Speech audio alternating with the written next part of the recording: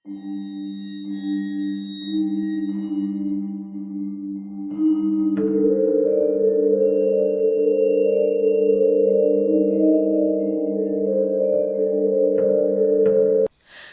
වෙද මහත්තයෝ අපේ ලොකු එකාට මොකා හරි. ගුණවතීට කියන්න ලැබුණේ එපමණයි.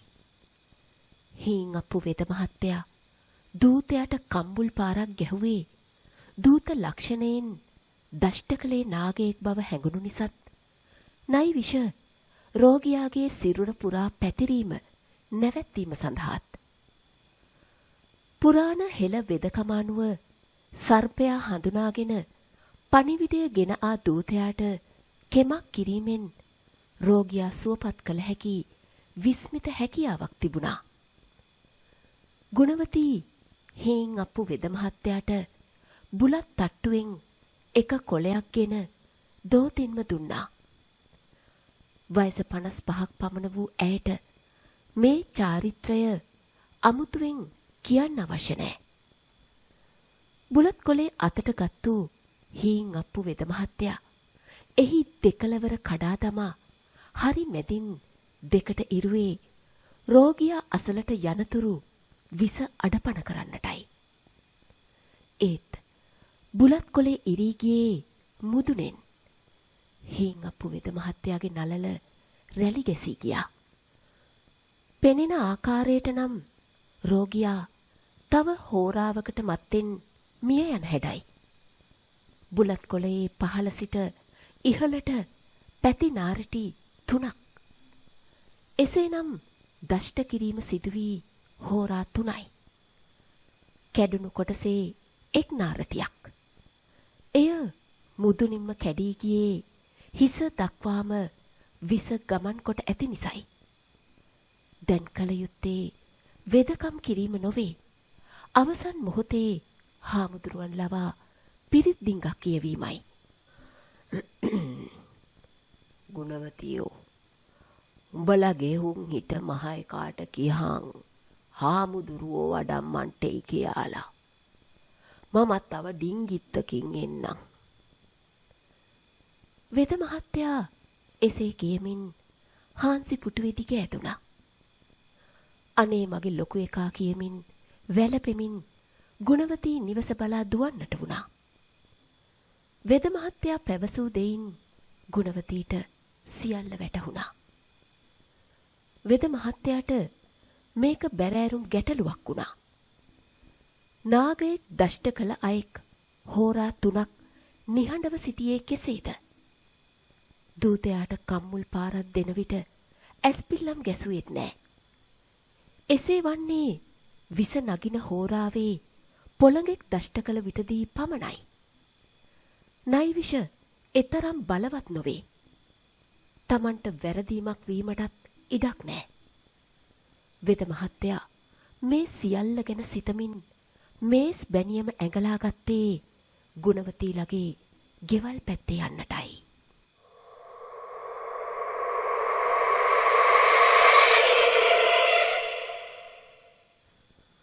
වෙද මහත්තයා ගුණවතීලාගේ නිවසට යන විට පිල් කණ්ඩිය උඩ සුගුණගේ දේහය තබා තිබුණා. සුගුණ මියගොස් මිනිත්තු කීපයක් ගත වී තිබුණත් සිරුරේ රස්නය තාමත් තිබුණා. ගුණවතී ඇත්ති දැන් හිත හදාගත්තනම් තමා හොඳ. සුගුණ කොළුවගෙන ආයුෂ අහවරයි. අපි දැන් ඉතින් අනෙක් කාරණා කටයුතු ගැන බලමු. ලොකු හාමුදුරුවෝ එසේ කියත්තිම ගුණවතී කලන්තෙදා ඇද වැටුණු අතර අසල සිටි කාන්තාවෝ දෙදෙනා ගුණවතී ඔසවාගෙන නිවස තුලට ගෙන ගියා. පිල් කණ්ඩිය මතට ගොඩවුණු වෙද මහත්තයා සුගුණගේ කකුල් දිහා විපරමින් බැලුවේ දෂ්ට කළ ස්ථානය සොයාගන්නටයි. ඕනෑම සර්පයෙක් දනහිසෙන් පහළට දෂ්ට කිරීම සාමාන්‍ය දෙයක්. තරමක් ඉහලින් දෂ්ට කරන්නේ නයා සහ පොළඟා පමණයි. සියුම්ව සිරුර පුරා නිරීක්ෂණය කළ වෙද මහත්තයාගේ ඇස් ලොකු වී ගියේ සුගුණාගේ නලල මුදුනත වූ දත් පහරවල් දෙක දැකීමෙනුයි.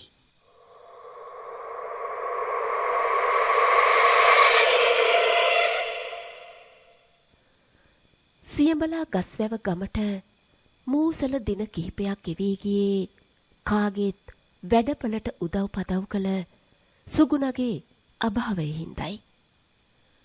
හේන් ගොවිතැන තම ජීවනෝපාය කොටගත් සියඹලා ගස්වැව ගැමියන්ට එකිනෙකාගේ සහයෝගය ඉතාමත් වැදගත් වුණා. හීන්අප්පු වෙද මහත්තයාගේ නිවස පිහිටා ඇත්තේ වෙල්යාය අයිනට වන්නට පිහිටා ඇති කුඩා කඳු ගැටය මැද හරියෙයි. අඩි 3-4ක් පල්ලට ගල් දමා මට්ටම් කර පාර සාදා දෙන ලද්දේත් ගම්මුන් විසින්මයි. ඒ මහ රාත්‍රියේ කදක බැඳගෙන හෝ ලනු ඇඳ පිටින්ම රෝගියා වෙද ගෙදරට රැගෙන ඒම පහසු කරවන්නටයි. හාන්සි පුටුවට වී බුලත් විටක් හපමින් සිටි හීන්අප්පු වෙද මහත්තයාට ඈතින් කවුරුන් හෝ ඔසවාගෙන එන පිරිසක් පෙනෙන්නට වුණා. මෙය වෙද මහත්තයාට නුහුරු දර්ශනයක් නොවුනත් පෙර මගට ඇවිත් සිටියේ කලබලය කුමක්දැයි බලාගන්නටයි.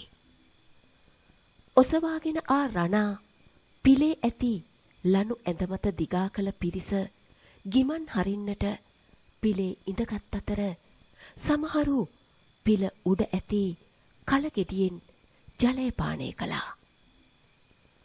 රෝගියෙකු වෙද ගෙදරට ගෙන ආ පසු වෙද මහත්තයා කියන දෙයක් කිරීම හැර වෙද මහත්තයාගෙන් ප්‍රශ්න ඇසීම ගමේ පිරිමි උදවිය කිසි විටකත් කරපු නැති දෙයක්.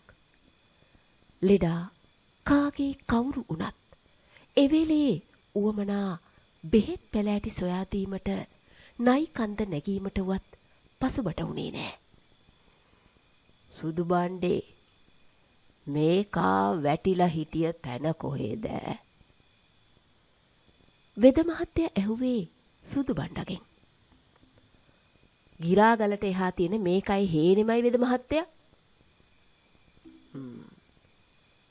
එතන ලබු කට්ට එහෙමත් තියෙන්න ඇති එහෙමනම්. එහෙමයි වෙද මහත්තයා. සුදු බණ්ඩේ පිළිතුරු දෙනවා.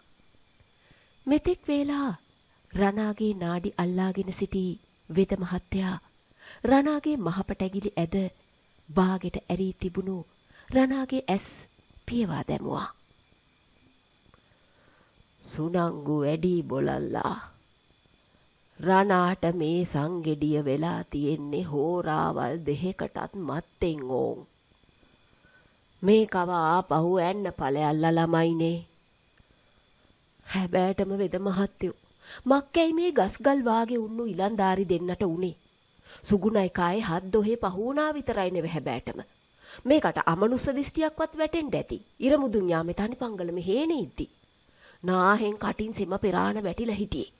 මම මේකගේ වාම් පතුල් දෙක ඉල්ල ගන්ටයි කියලා හේනට ගාටපු වෙලාවේ තමා මට ඇහැ ගැටුනේ. අනේ අපුච්චේ ගමට වෙන්න යන වින්නැහිය. සෝලි තියමින් සුදු බණ්ඩේ මාමා කම්මුලේ අතක් තියාගත්තේ ශෝකයෙන්. හා ඉක්මන් කොල්ලා යමල්ල ළමයිනේ එහෙනම්. සුදු බණ්ඩේ ඇතුළු පිරිස රණා ඔසවාගෙන පල්ලම් බහින්නට වුණා. පිරිස නික්ම ගිය පසු වෙද මහත්තයා රණා ගැන පසු විපරමක් කර බැලුවා. රණා මියගිය වේලාව වැදගත් නෑ. කුමක් හෝ තද විෂක් ශරීරගත වීම නිසා රණා මියගිය බව නම් නියතයි. එයත් නයි විසකට සමාන බව අනුමාන කළේ රණා නහයෙන් කටින් සෙම පෙරාගෙන හිටපු ආකාරයටයි. අඹුඩ කෙටියක් පමණක් ඇද සිටි රණාගේ සිරුරේ කිසිම තැනක සර්ප දෂ්ටනයක ලකුණු නොතිබුණු අතර විෂ ශරීරගත වී තිබුණේ ඇස්වලිනුයි. රණා ලබු කට්ටේ තිබුණු වතුරෙන් ඇස් සෝදා තිබුණා. මූණ පුරා මඩ තැවරී තිබුණේ බිම වැටි වේදනාවෙන් දැඟලූ රණා වේදනාව නිසා ඇස් පිස දැමීමෙනුයි. වෙද මහත්තයා අනුමාන කළ සියල්ල නිවැරදි වුණා. එහෙත් රණාට සිදු වූ දේ අභිරහසක්.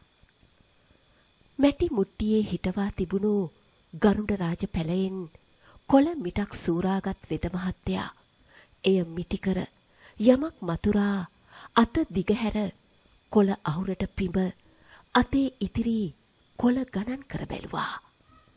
ඉතිරි වූයේ කොළ 3යි. පළමුව සුගුණා, දෙවෙනුව රණා. ඉතිරි තිදෙනා කවුද? හේතුව කුමක්ද?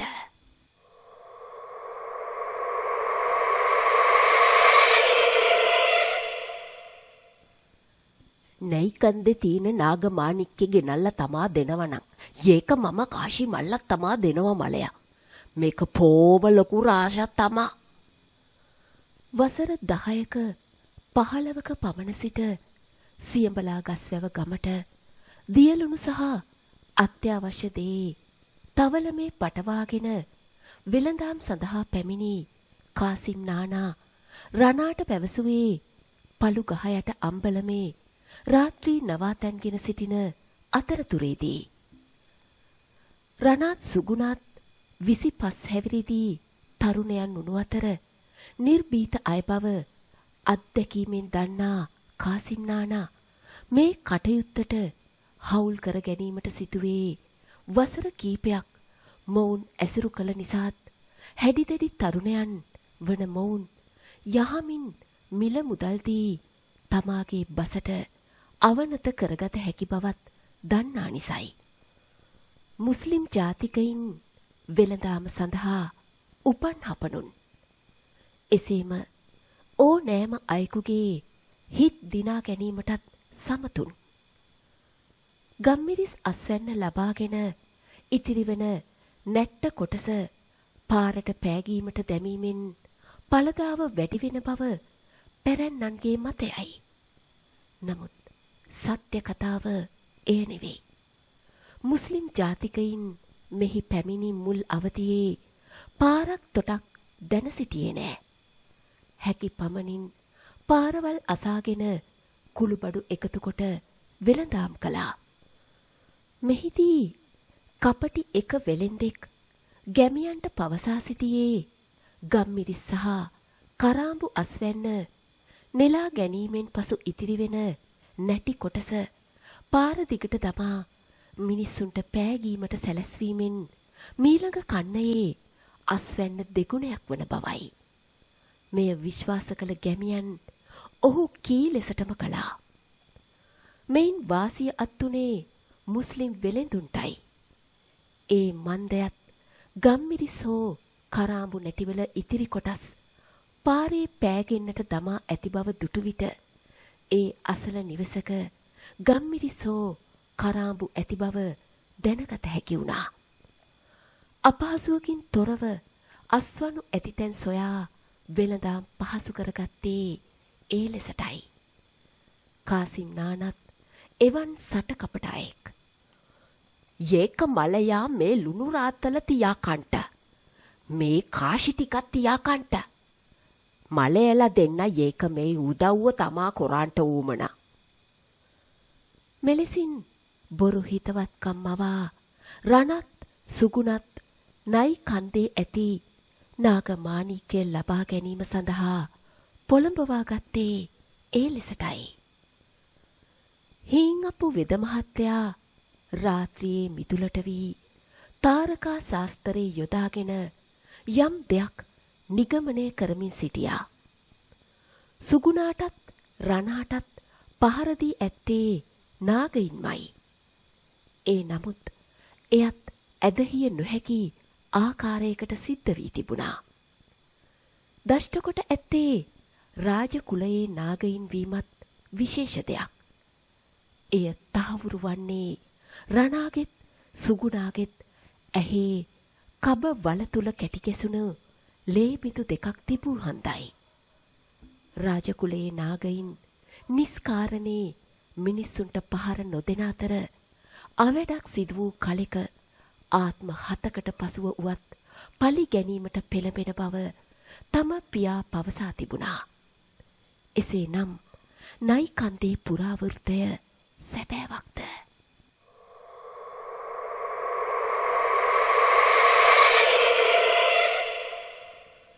ඒක මාමා මක්කද මේ නයි කන්දට යන්ට පය තමා කට්ටිය?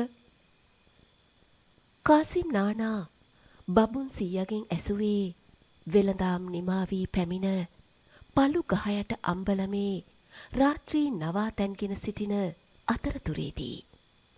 ඒ මීට බොහෝ කලකට ඉහතදී බබුන් සීයා මියගොස් දැන් වසර 8ක් පමණ ගත වී තිබුණා. ඔය ඇත්තන්ට කීවාම මොකෝ ඔය ඉසව්වේ තියෙනවා මහ විශාල පර්වතයක්. මේ පර්වතේට අරක්ගත්තු නාග රාජයෝ 7 දෙනෙක් තමන්ගේ පිරිවරත් එක්ක ඒකේ වාසය කරනවා. මේ නාග රාජයෝ 7 දෙනාටම නාග මාණික්ක 7ක් තියෙනවා. ඉතින් මේ කන්දේ ඉන්න අනෙක් නාගයෝ මේ රජවරුන්ව නිතරම ආරක්ෂා කරනවා. ආන් ඒකයි ඒ පැත්තට ගියපු ඈයොන්ට නයි ගහලා තියෙන්නේ. පස්සෙන් බහුගමේ ඈයෝ කවුරුවක්වත් ඒ පැත්තේ ගියේ නෑ ඕන්. කාසින් ඇත්තන්ට කියන්ට අපේ අප්පුච්චා හැමත් දැකලා තියලු මේ කන්දේ ඉඳලා කොබෝ නයි පිහාඹලා යනවා. කොබෝ නයා? ඒක කොබෝ නයා මොකද මාමා? නයාට තටු තමා නෑ. කොහමද යප්පා ඉගිලෙනවා? කාසිම් නානට ගැටලුවක්. මේකනේ ඇත්තෝ මේ කන්දේ ඉන්න නයි අවුරුදු 100ක් හමාරක් ජීවත් වෙනවලු. එහෙම ඉන්න අතරතුරාවේ මේ නයින්ගේ පුරුක් එක වැටිලා පෙන ගොබේ ළඟටම කොට වෙච්චි හැටියේ පෙනේට තටු හම්බ වෙනවලු. ඊට පස්සෙන් පහු මේ නයි තමන්ගේ අවසන් කාලේ ගෙවා දමන්ට හිමාල වනයේට පියාඹලා යනවලු.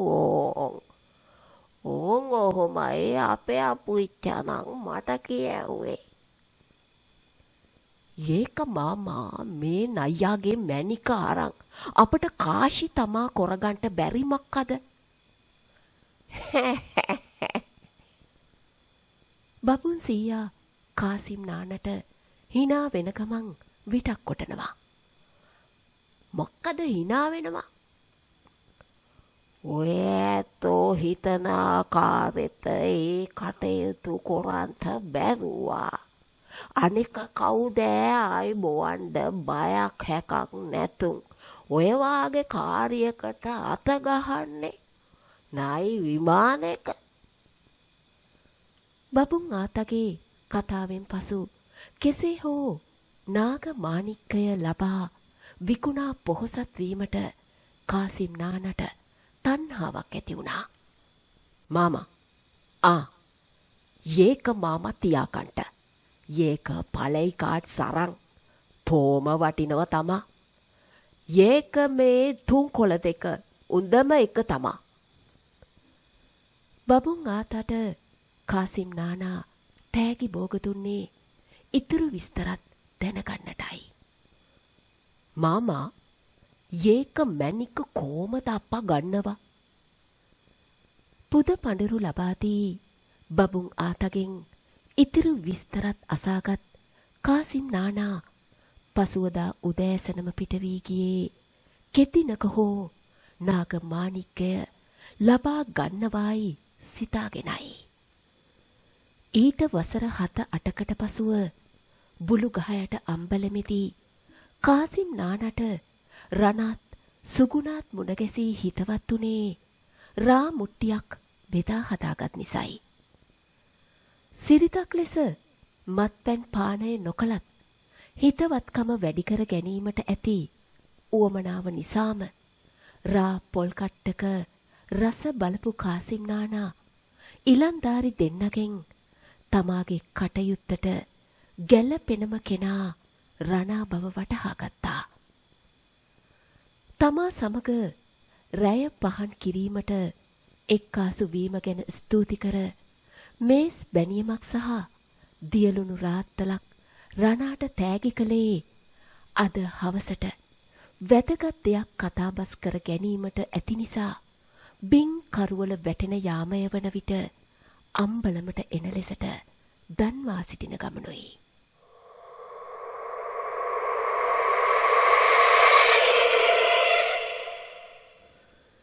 හීන් අප්පු වෙද මහත්තයාගේ දවස ගෙවුනේ නිතරම කල්පනාවෙන්. අද හවස් වීමට කලින් තවත් කෙනෙක් පැමිණිය යුතුයි. ඒත් ඒ එන තැනැත්තාත් අනිවාර්යෙන් මියගිය කෙනෙක් විය යුතුයි. මේ ගැටලුව කෙලෙසක හෝ විසඳා නොගතහොත් තව තිදෙනෙක් අකාලේ මිය යනු නියතයි. වෙද මහත්තයා පල්ලම් බැස්සේ ගුණවතීලගේ ගෙවල් පැත්තට ගොස් තොරතුරක් දැනගැනීමේ අරමුණිනුයි. ඈත තියාම වෙද මහත්තයා පැමිණෙනවා දුටු ගුණවතී පෙරමගට ගොස් වෙද මහත්තයාගේ දෙපා වැන්දා. වෙද මහත්තයා ඈඳිගන්ට මං රණවරාඩින් ගිත්තක් වක්කොරාන සුටුස් ගාලා එන්නම්. මේ ඇහුණද මේන් අපේ වෙද මහත්තයා ඇවිදිල්ලා. ඩිංගිත්තක් මෙහාට ආවනම්. එසේ කියමින් ගුණවතී කුස්සිය පැත්තට ගියාතර සාදිරිස් ගොයියා පිළිකන්න පැත්තේ සිට පැමිණියේ කෙහෙල් මුවයක් එල්ලගෙනයි. බොහෝම ගුණ ඇති කෑමක් නෙව සාදිරිස්. ඩිංගිත්තක් මේ මෙහෙන් ඈඳි ගත්තනම් මං මේ ටික දොහක ඉඳන් මේ අහයෙන්ට හිතාන උන්නේ.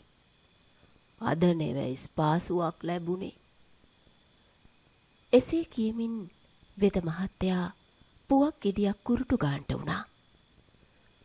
අනේ වෙද මහත්තයාම අක්කට මහන්සි වෙනවද?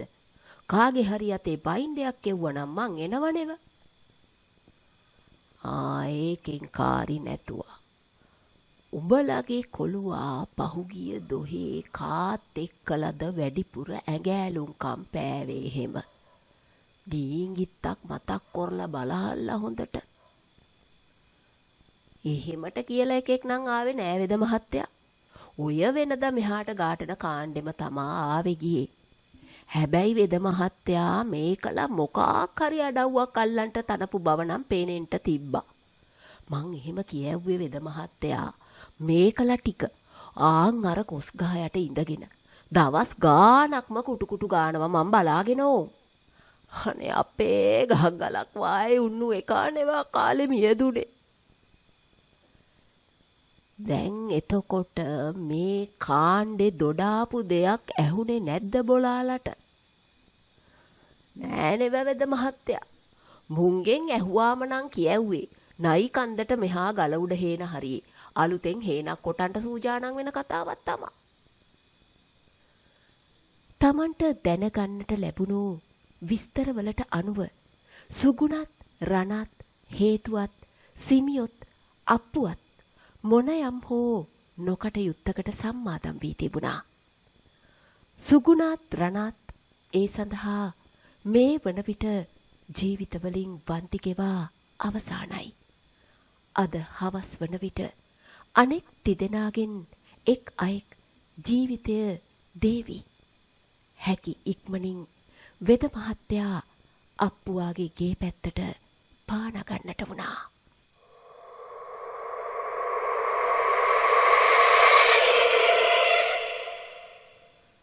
රණා ඇතුළු කාණ්ඩය නයි කන්දට ගොස් නාගමාණික්කය ලබාගෙන කාසිම් නානටදී පෝසතුන් බවට පත්වීමට අරාන්දිමින් සිටියා. මේ කටයුත්ත ගම්මුන්ට හොරෙන් කළ යුතුයි. මන්ද නාගයා මැරීමේ ශාපය ගමට වැදුනොත් නාගයින් දෂ්ට කර බොහෝ දෙනෙක් මිය යාවි. එවිට තමන් ඇතුළු පිරිස ගම්මුන් විසින් ගමෙනුත් එලවා දමනු නියතයි. ඒ නිසා කිසිවෙකුට සැකයක් ඇති නොවන පරිදි නයි කන්දට මෙහායින් ගම් ඉවුර අයිනේ හේනක් කෙටීමට පටන් ගත්තේ වගා කිරීමට ඇති උවමනාවකට නන්නෙවෙයි. එවිට නිවසින් පිට වී දින කීපයක් වාඩියක සිටීම කිසිවෙකුටත් සැකයක් ඇති නොවන නිසායි. පසුදාම රණාත් පිරිසත් උවමනා අඩුම කුඩුම සියල්ලම රැගෙන පිටත් වුණේ ඉදිරි සැලසුම ක්‍රියාත්මක කිරීමට මූලික අඩිතාලම තමන්නටයි. ගඟ අයිනට වන්නට වාඩියක් තනාගෙන රණාත් පිරිසත් හේනක් කෙටීම ආරම්භ කළ අතර අනෙක් දෙදෙනා ගඟ අයිනේ සිට නයිකන්ද දෙසට අඩිපාරක් කපන්නට පටන් ගත්තේ කාසිම් නානාගේ උපදෙස් පරිදි. මෙය ඊතා අවදානම් කටයුත්තක් බැවින් දෙදෙනෙකුට පමණක් කළ නොහැකි බවත් අනෙක් තිදෙනාත් හවුල් කරගත යුතු බවත් පවසා පණන් අටක අත්තිකාරමක්ද ඉල්ලා ගත්තේ රණායි. නාගමාණික්කේ වටිනාකම දන්නා කාසිම් නානා ලෝභ නැතුව පණන් 10ක්ම දුන්නේ උඳුවක් පෝයට හරියටම තිබුණේ එක පෝයක් හන්දයි.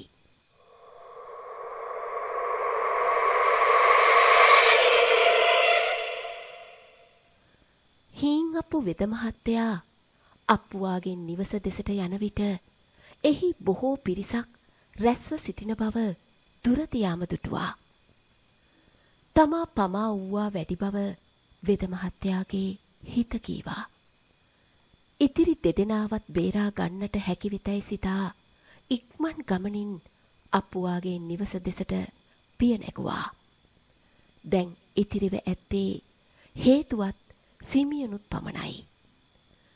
සියල්ලෝම පසෙකට වී ඉඩ දුන් අතර හීන් අප්පු වෙද මහත්තයා අප්පුවාගේ නාඩි අල්ලා බැලුවේ නාහෙන් කටින් සෙම පෙරාගෙන සිටි අප්පුවා මිය ගිය බව සහ සුද්දෙන්ම දැනගෙනයි.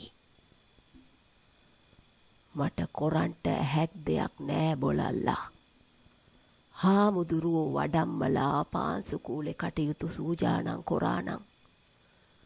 දැන් මේ කව බොලාලට මුලිච්චි උනේ කොයි ඉසව්වේදිද? වෙද මහත්තයා ඇසුවේ සිලිඳුවාගෙන්. ඇස්ගෙඩි දෙකේ මුල අනෙක් දෙදෙනාගේ මෙන්ම ලේ බින්දු දෙකක් තිබීම නිසා මේ මරණ තුනම එකම දන්වැලක පුරුක් බව හීන් අප්පු වෙද මහත්තයා දැනගත්තා.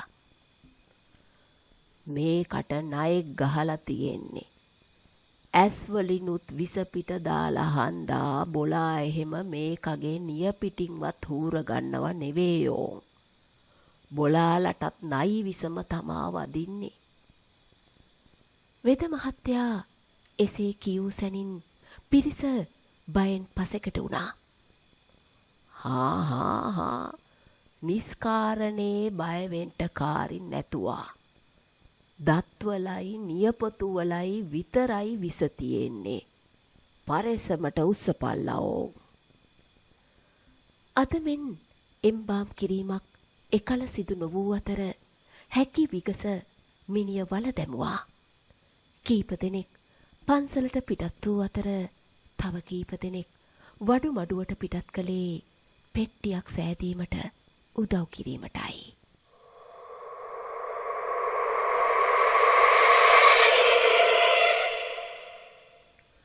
හේතුවා හෝ සිමියොන් හතිගෙහි මෙහි කුමක් හෝ අගක් මුලක් හොයාගත හැකි බැවින් හීන් අප්පු වෙද මහත්තයා ඒ දිහාට පා නැගුවත් මහ උන්දලා හැර කිසිවෙක් එහි සිටියේ නෑ.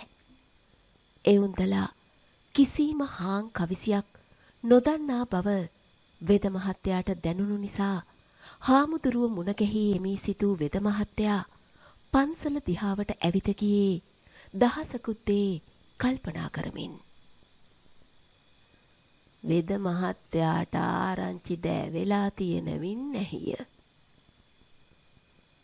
පඩික්කමට කෙලපාරක් ගසමින් ලොකු හාමුදුරුවෝ විමසුවේ හීන් අප්පු වෙද මහත්තයා ආවාසගෙට ගොඩ වෙත්තිමයි. එහෙමයි අපේ හාමුදුරුවනේ. මම දැන් මේ ඒ අහ හිටන් එන ගමන් ලොකු හාමුදුරුවන්ට වැඳ බංකුවේ ඉඳගන්නා ගමන් වෙද මහත්තයා පැවසුවා. මං මේ තකහනියක්ම ආවේ අපේ හාමුදුරුවනේ. මේ ගැන කතා කරගන්නටම තමා. මට තේරෙන විදියට හාමුදුරුවනේ මේ කාණ්ඩේ නයි කන්දට ගෙහුම් මොකක් නමුත් අවැඩක් සිද්ධ කරලා නාග සාපෙට අහු වෙලා ඉන්නේ.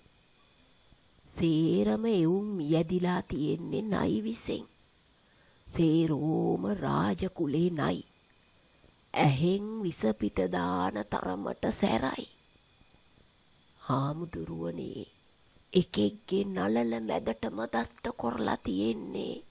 නයා මේකගේ ඉස්සරහා හිටගෙන. අනිකට ඇස් ගෙඩි දෙකට විසදුමක් පිඹලා තියෙන්නේ. එහෙම කොරන්ට ඇහැක් වෙන්නේ ඔය නයි කන්දේ ඉන්න නාගරාජයන්ට විතරයි අපේ හාමුදුරුවනේ. අවුරුදු 7කට සැරයක් උඳුවක් පෝය දවසක හඳ මෝරන යාමේ මේ නාගරාජයන්ගෙන් එක්කෙනෙක් මේ නයි කන්දේ තියෙන නාග විමානෙන් එළියට ඇවිදින් තමන්ගේ ඇඟ ඇතුලේ තියෙන නාග මාණික්කේ මේ කන්දේ ගල උඩ තියනවා කියන විලේ තියෙන නිල් මානෙල් මලක් උඩට වමාරනවලු.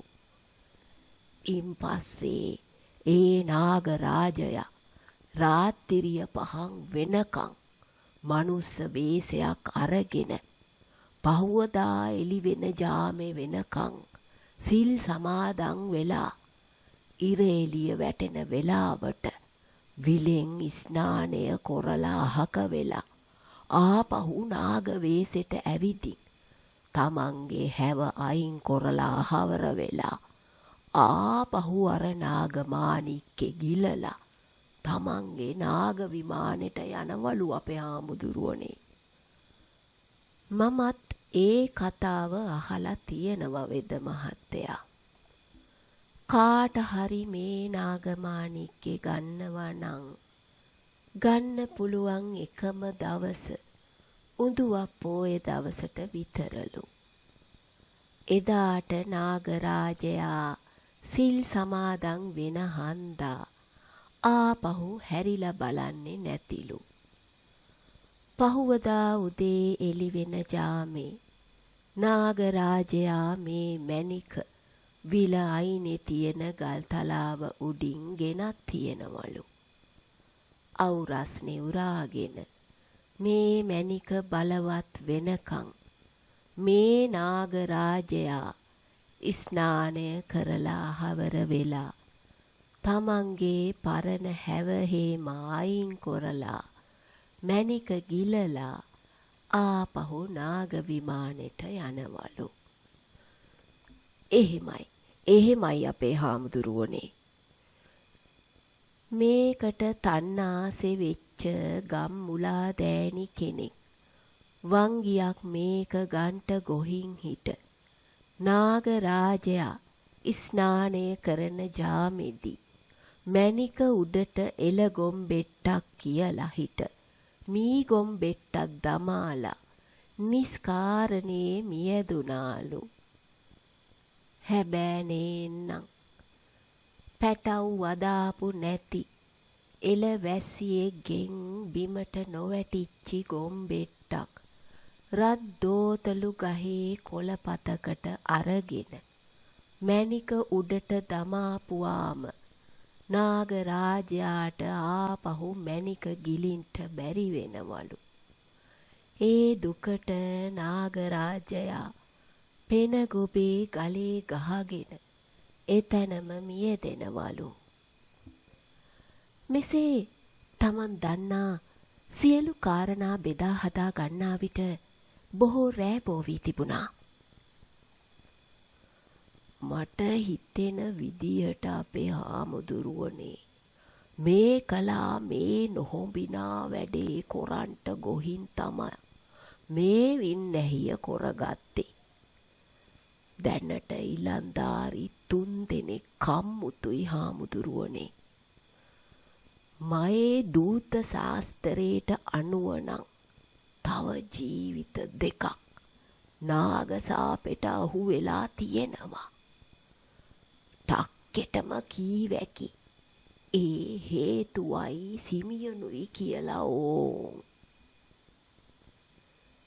එහෙමනම් වෙද මහත්තයා අපි හෙට උදැහැනැක්කෙම ගොහින් මේ කලා මුලිච්චි වෙලා මේ කාරිනාවේ අලගිය මුලගිය තැන් සහ සුද්දෙම්ම දැනගෙන සුදුස්සක් කොරන්ට බලමුනේ වෙද. එහෙනම් මාත් ගොහින් එන්නම් අපේ හාමුදුරුවනේ. සතා සරුපයා එලි බහින වෙලාව නෙව. එසේ කියමින් වෙද මහත්තයා ආපහු යාමට පිටත් වුණා.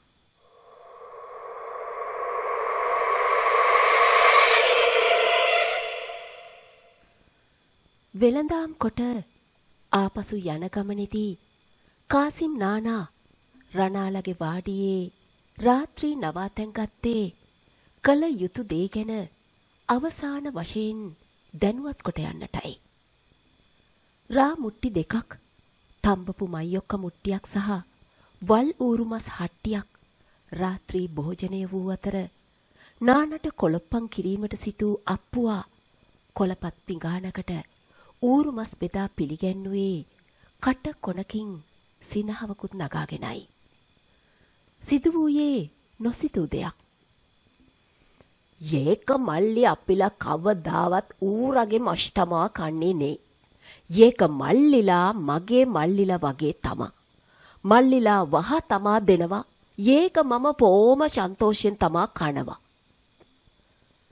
එම සිදුවීමෙන් රණා ඇතුළු නඩයට කාසිම් නානා ගැන ලොකු පැහැදීමක් ඇති වුණා. මෙලෙස සට කපට කමින් සියල්ලන්ගේම සිත් දිනාගත් නානා පහුවදා උදේම පිටත් වී ගියේ කල යුතු සියලු කාරණා පිළිබඳව අකුරටම කියා දීමෙන් පසුවයි. කාසිම් නානාගේ දැනුම ගැන සියල්ලෝම පුදුම වී සිටියා.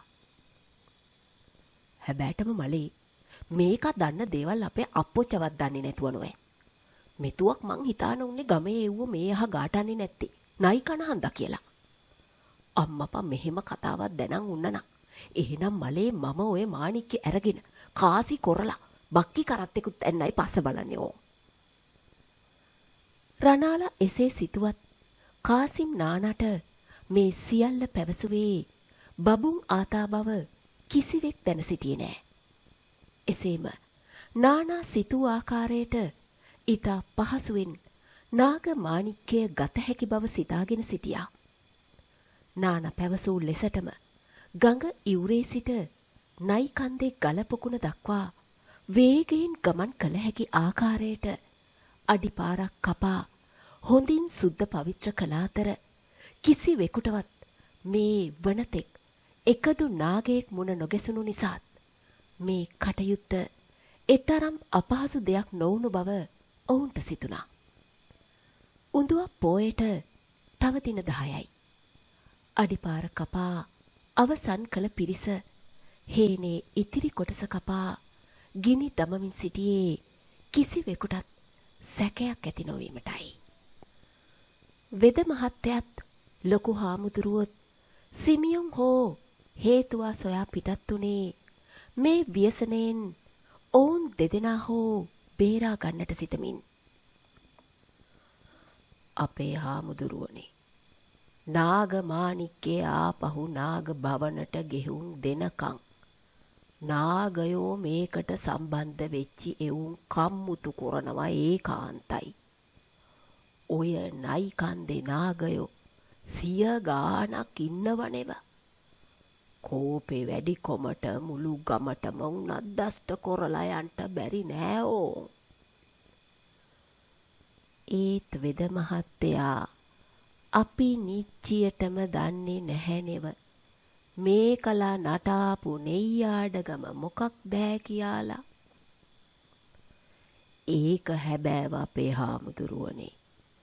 හැබැයි නාගයෝ නිස්කාරණේ පල්ලං බහින්නේ නැති බව නම් මං හොඳාකාරවම දන්නවා.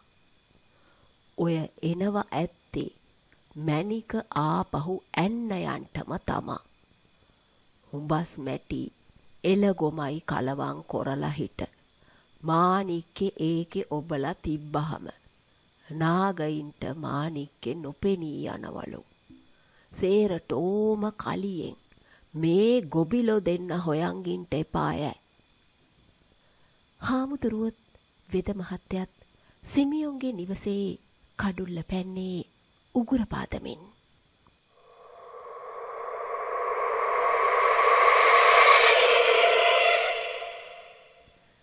අනේ වාසනාවක්.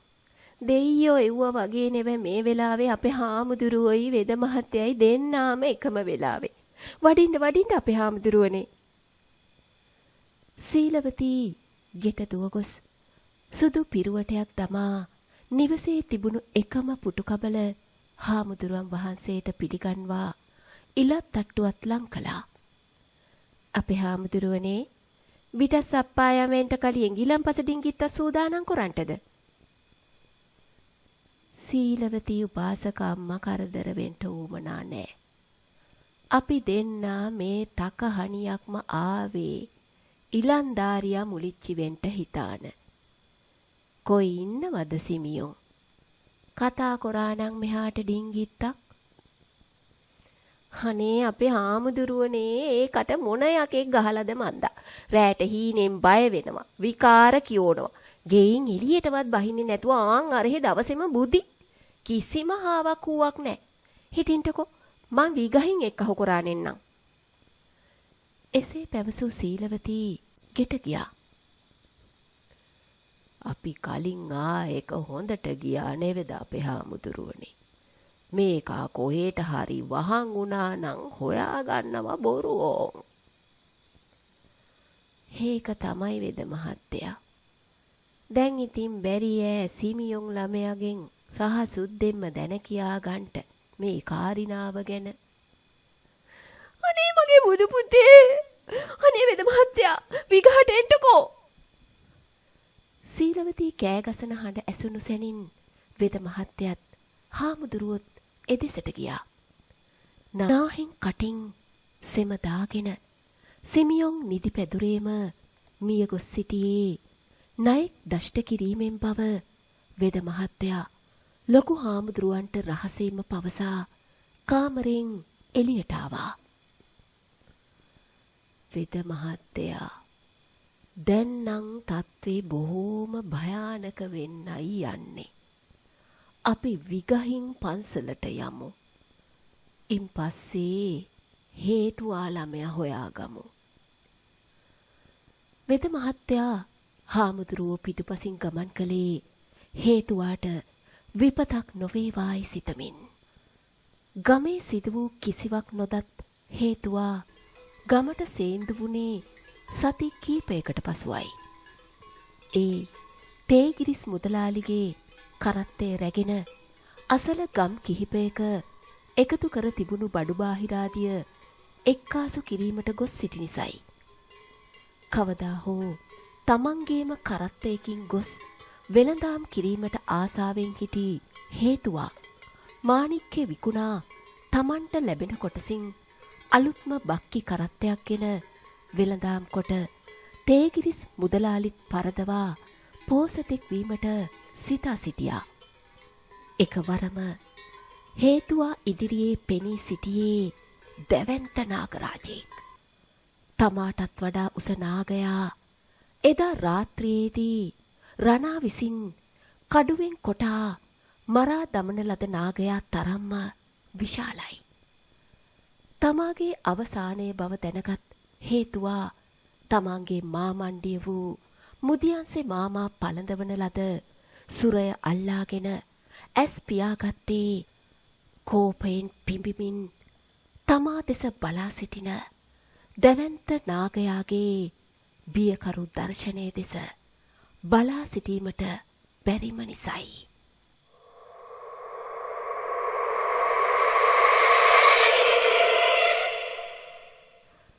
තමාගේ බෑනා වීමට සිටි හේතුවා ඉලන්දාරියා නිතරම බක්කි කරත්තයෙන් මහමග සැරිසරන නිසා වන සතුන්ගෙන් සහ සොර සතුරන්ගෙන් ආරක්ෂා වීමටත් අමනුෂ්‍ය උපද්‍රවවලින් ආරක්ෂා වීමටත් මුදියන්සේ මාමා කන්දේ ගලේ වැඩ සිටින තාපසතුමාගෙන් සුරයක් ඉල්ලාගත්තේ මුදියන්සේ මාමා නිතරම ආරණ්‍යයට යන එන නිසයි. තාපසතුමා වන සතුන්ගෙන් ආරක්ෂා වී සිටින ආකාරය මුදියන්සේ මාමට ගැටලුවක් නිසා දිනක් ඒ බව තාපසයන්ගෙන් විමසූ විට ඒ සඳහා තමන් ළඟ බලවත් යන්ත්‍රයක් ඇති බව උන්වහන්සේ පැවසුවා.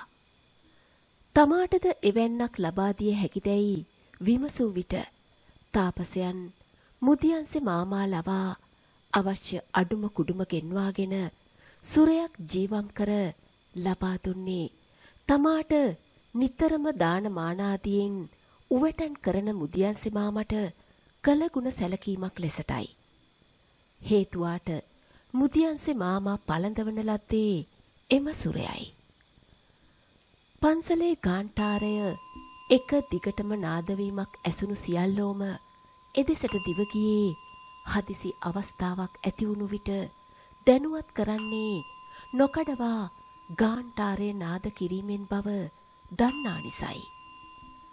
මේ වන විට බොහෝ දෙනෙක් පන්සල් භූමිය වෙත රැස්ව සිටියා. තමා තාමත් යහතින් බව හේතුවාට දැනුනේ කරත්තයට බැඳී ගොනුන් දෙදෙනාගේ සද්දයෙන්. ඇස් ඇරබැලූ හේතුවාට තමා අවට කිසිවෙක් නොමැති බව පෙනුණා. දැවැන්ත නාගරාජයාත් පෙනෙන්නට සිටියේ නෑ. එක වරම තමා දෑතින්ම අල්ලාගෙන සිටි සුරය මතක් වුණා. එසේනම් තමාගේ දිවි බේරුණේ තමාගේ මාමණ්ඩිය විසින් ලබා දුන් සුරය නිසා විය හැකියි. හේතුවා මාමණ්ඩියට හිතින් පින් දුන්නා. එවිටම වාගේ පන්සලේ ගාන්ටාරය නොනවත්වාම නාද වෙන ශබ්දය ඇසීම නිසා හේතුවත් කරත්තයක් දක්කාගෙනම පන්සල දිහාවට පිටත් වුණේ දහඩියෙන් තෙත් වූ ගතත් බයෙන් ගැහෙමින් තිබුණු සිතත් සමගයි. කරත්තය පන්සල් වත්ත තුලට ඇතුල් කර ගොනුන් දෙදෙනාද ලිහා තමා විහාරගේ දෙසට කඩිනමින් ගමන්ගත් හේතුවා දුටුවේ පන්සලේ සිටු සියලුම දෙනාත් ලොකු හාමුදුරුවෝත් පුදුමයට පත්ව තමා දෙස බලා සිටින ආකාරයයි.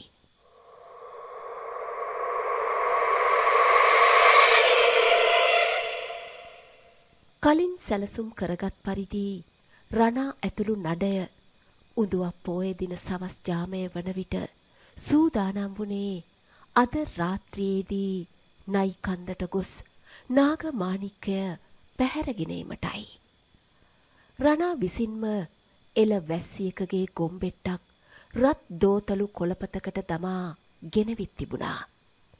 කාසිම් නානා පැවසූ ආකාරයට ගඟ ළඟ සිට කන්දට කැපූ අඩිපාර දෙපස සැනැන්දරා මුල් ඉන්දවන ලද්දේ නාගයින්ට අඩිපාර තුලට ඇතුල් වීමට නොහැකි වන්නටයි. සියලු දෙනාම හඳ එළියෙන් කන්ද නැග පොකුණ අසලට වී නිහඬව සැඟවී සිටියේ කොයි මොහොතේ හෝ නාගරාජයා පැමිණෙන තෙක්. හෝරා දෙකක් පමණ ගත වූ තැන මිනිසෙක් තරම් විශාල නාගයෙක් ගල යටින් එළියට මතුවෙනු දුටු පිරිස බයෙන් වෙවුලන්නට වුණා. බඹ 3-4ක නාගයෙක් කුල්ලකටත් වඩා විශාල පෙන ගොබයක්. හඳ එළිය නිසා මේ සියල්ලම හොඳින් පෙනුණු අතර නොබියව සිටියේ නම් ඒ රණා පමණයි. නාග රාජයා විමානෙන් එළියට පැමිණියේ වසර 7කිනුයි. මදක් විල අභියස රැඳී සිටි නාගයා විල මැදට පිවිසියේ මාණික්කය මානෙල් මල මත තැන්පත් කර මනුෂ්‍ය වෙස් ගැනීමටයි. අදිෂ්ඨාන බලයෙන් තම සිරුර තුල වූ මාණික්කය එළියට ගත් නාගයා නිල් මානෙල් මල මත තැන්පත් කළේ මානෙල් මල ආලෝකයෙන් දිදුලවමින්. මාණික්කේ ආලෝකයෙන් ඒ අවට ආලෝකමත් වෙද්දී නාග රාජයා විලෙන් ගොඩට ඇවිත් අවසන් වරටත් වටපිට සිසාරා බැලුවේ මිනිස් වේශයක් ගෙන ස්නානය කර සිල් සමාදන් වීමටයි. එක වරම නඩයේ අයෙක් පය ලිස්සා ඇද වැටුණු අතර එම සද්දයෙන් කලබලයටපත් නාගයා සද්දය පැමිණි දිසාවට ඇදී එනු දුටු විට රණත් කලබලයටපත් වුණා. විශාල ඉලුක් පඳුරකට මුවා වී සැඟවී සිටි පිරිස ඉදිරියට පැමිණි නාගයා දරණය ගසා හිස එසවූ විට අඩි 6කට වඩා උස වුණු අතර පඳුර තුල සැඟවී සිටි පිරිස හඳ එළියෙන් හොඳින් දුටුවා. නාගයාගේ ඇස් රතු මැණික් මෙන් දිලිසෙනු දුටු හේතුවා ක්ලාන්ත වුණා. තමන්ගේ සැලසුම එක් අතපසු වීමක් නිසා විනාශ වීමට යන බව තේරුණු රණා කඩුව අමෝරාගෙන නාගයා ඉදිරියට පැන්නේ හොඳින් හෝ නරකින් මැණික ලබා ගැනීමටයි.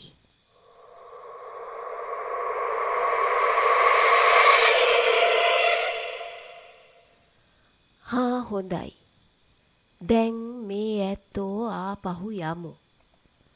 අපි මේ තකහණියක්ම ගාන්ටාරේ නාද කළේ මේ හේතුවා ළමයා ආගිය අතක් හොයා ගන්නට බැරි වෙච්ච හන්දා. දැන් ඉතින් මේ ළමයා ආවනෙව.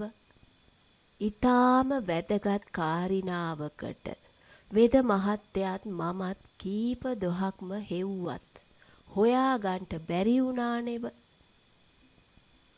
ලොකු හාමුදුරුවෝ පිරිස සංසුන් කර ආපසු නිවෙස් බලා පිටත් කර හැරිය පසු වෙද මහත්තයත් ලොකු හාමුදුරුවොත් ආවාස ගේ දෙසට ඇවිලා ආවේ හේතුවත් සමගයි. තමාගේ මිතුරන් හට වූ වින්නැහිය දැනගත් හේතුවා ගුරුලේත්තුවේ තිබුණු වතුර එක බීගෙන ගියේ එක හුස්මටයි. තමාට මගදී මුහුණ දීමට සිදු වූ සිද්ධිය ගොත ගසමින් පැවසූ හේතුවා තමාගේ ජීවිතය බේරුණේ ගෙල බැඳී සුරය නිසා බව පැවසුවා. දැන් ඔය ළමයට බයක් වෙන්න කාරණයක් නැතුවා. වෙද මහත්තයා අපි සුදුස්සක් කරන තුරු මේ ඉලන්දාරියා පන්සලේ හිටව ගමු. දැන් කියමුකෝ බලන්ට එදා වෙච්ච සන්තෑසිය එහෙනම්. රණාගේ එකම අදිෂ්ඨානය මාණික්‍ය ලබා ගැනීම බැවින් එක කඩු පහරකින්ම නාග රාජයාගේ සිරුර දෙකඩ වෙන ලෙස කපා දමා තිබුණා. වේදනාබර හඬක් පිට කළ නාගයා පෙනය සත්වරක් ගලේ ගසා ගන්නවා දුටු බව හේතුවා පවසන විටත් හේතුවා වෙවුලමින් සිටියා. එසැනින් විලට පැනගත් රණා මානෙල් මල මත වූ නාග මාණික්කය අතටගෙන එය කොළපත තුල වූ ගොම් බෙට්ට තුල ඔබා පම්මල්ලට දමා ගත්තා. තවත් මෙතන ටැග් ගහන්න වෙලාවක් නැතුව බලව. සුනංගු නොවි ගම් ඉවුරට යමල්ලා. සිරුර දෙකඩ වුණත් තාමත් නාග රාජයා මුවින් ශබ්දය පිට කළා. ඒ අනෙක් නාගයන් ගෙන්වා ගැනීමට බව පිරිසට වැටහුණේ නාග රාජයා සිටින තැනට හැම පැත්තෙම නාගයන් පැමිණීමට පටන්ගත් නිසායි. දුවපල්ලා ඉක්මන් කොරලා කියමින් රණා දුවන්නට වූ අතර සැනකින් නයි සිය ගණනක් පිරිස පසුපස ලුහු බඳින්නට වුණා. එහෙත් සැවැන්දරා මුල් වලින් දෙපස ආවරණය කළ අඩිපාර තුලට ඒමට නාගයින්ට හැකි වුණේ නෑ. දෙපස සිට ෂූහඬ පිට කරමින් සිටියා. හොඳින් එලි පෙහෙලි කළ අඩිපාර දිගේ පිරිස එක පිම්මට දිව්වේ ගම් ඉවුර වෙතයි. කාසිම් නානා පවසා තිබුණු ලෙසටම කලින් සූදානම් කරගත් මැටි මුට්ටියකට හුඹස් මැටිත් ගොමත් කලවම් කර තිබුණා. පම් මල්ලෙන් කොළපත ඉවතටගෙන ගොමගොඩ මිරිකා අතගා මැණික සොයාගෙන ජලයෙන් සෝදා අතට ගත් විට හඳ එළියට රත් පැහැයෙන් පැපලෙන්නට වුණා. එය සියල්ලන්ටම පෙන්වා මුට්ටිය තුලට ඔබා ගම් ඉවුරේ තිබුණු කුඹුක් ගසේ මුල යට කල්තියා කපා තිබූ වලට දමා වසා දැම්මේ නාගයින්ට නොපෙනී යන්නටයි. සියල්ලෝම ඔරුවට නැග එතනින් පිටත් වුණේ නාගයින් 100 ගණනක් අඩිපාර දෙපසට වී කෝපයෙන් බලා සිටිති.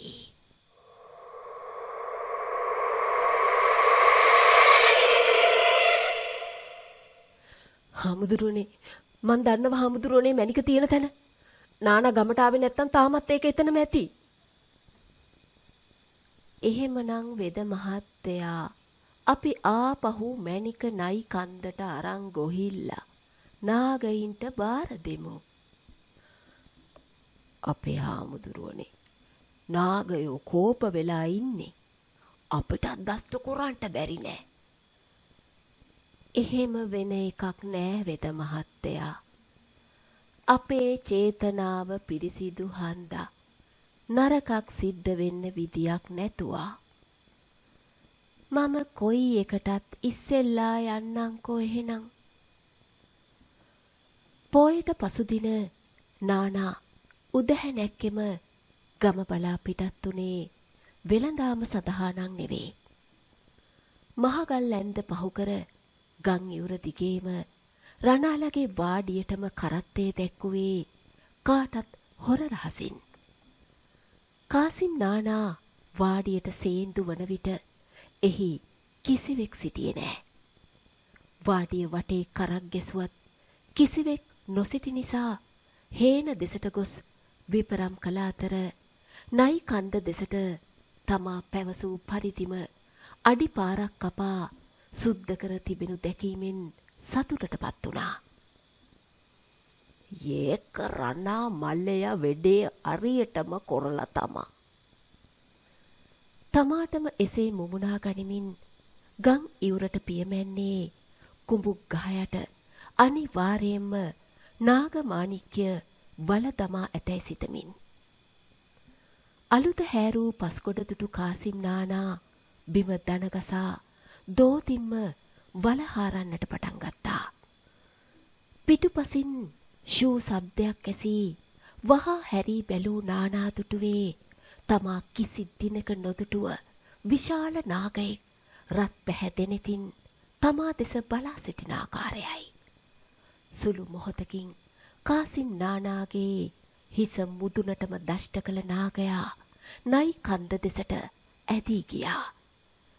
වේදනාවෙන් කෑගැසූ නානාගේ හඬ ඇසීමට ගම් ඉවුරේ සිටියේ කෝපයටපත් නාග සේනාව පමණයි. අවසිහියෙන් දිවගිය නානාගේ දැස් නොපෙනී යන්නට වූ අතර පය පැකිලී ගම් ඉවුරෙන් පල්ලට වැටුණු කාසිම් නානා හෙමින් ගම් පතුලටම ඇදී ගියා. ලොකු හාමුදුරුවෝත් වෙද මහත්තයාත් හේතුවත් තවත් හැඩි දැඩි පිරිමින් කීප දෙනෙකුත් සමගින් රණාලා විසින් කොටන ලද හේන ඇති ඉසව්වට පිටත් උනේ නාග මාණික්‍ය ආපහු නයි කන්දට ගෙන යාමටයි.